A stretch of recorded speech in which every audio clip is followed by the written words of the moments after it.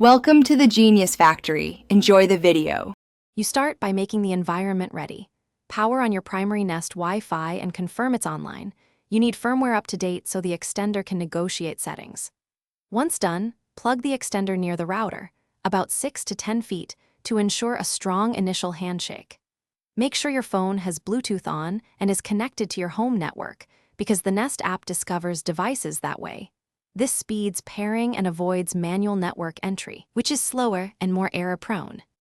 Now open the Google Home app and choose Setup Device, select New Device and pick your home. You will scan the QR on the extender or type the setup code. This transfers credentials securely, which is why scanning is preferred. Once you hear the chime and see the LED pattern, follow the app prompts to select the existing Nest network, assign a logical name, and accept automatic channel and band steering. This optimizes performance without manual tweaks. Make sure you allow permissions for location and Bluetooth, so the app completes configuration.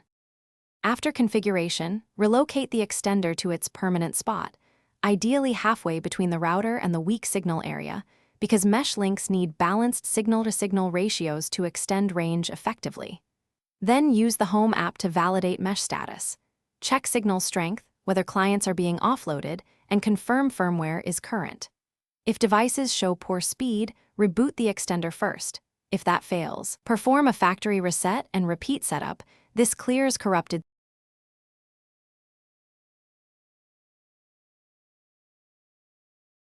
Thanks for watching. If you found this helpful, don't forget to like and subscribe.